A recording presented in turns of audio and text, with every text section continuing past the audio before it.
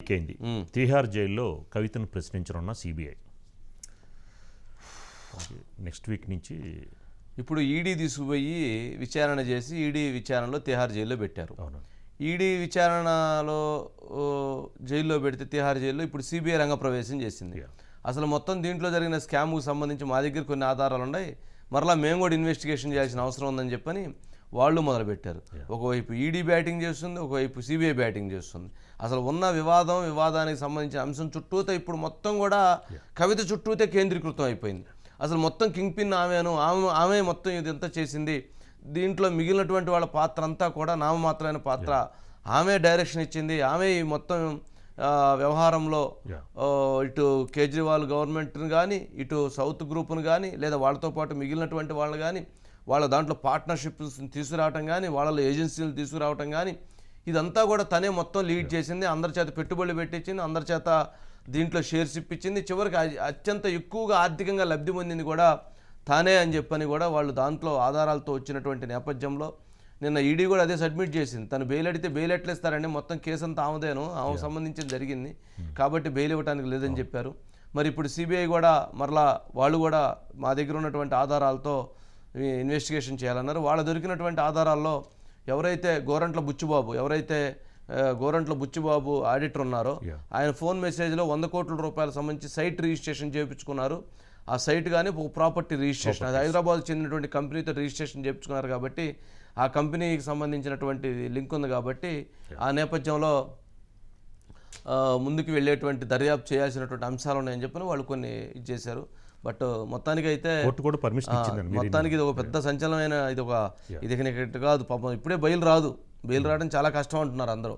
అందుకనే పాపం బుక్స్ కానీ, జపమాల కానీ, లేకపోతే బెడ్స్ కానీ, లేకపోతే ఇంటి భోజనం కానీ, లేకపోతే అన్నీ అందుకు అడుగుతున్నారంటే ఇప్పట్లో రాదు కాబట్టి ఉన్నంత వరకు అక్కడే కొంత స్టడీ చేద్దాం బుక్స్ అని అడిగినట్లున్నారు.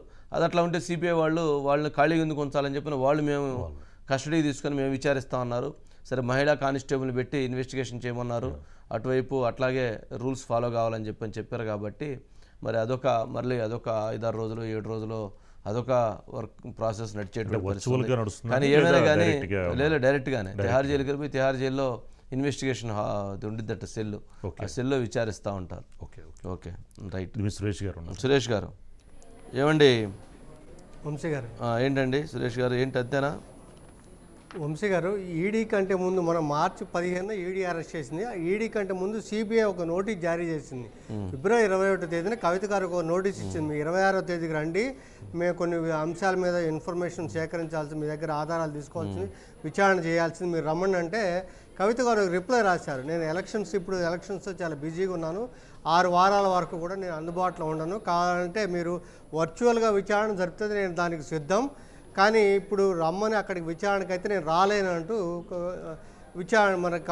రిప్లై ఇచ్చారు సిబిఐకి.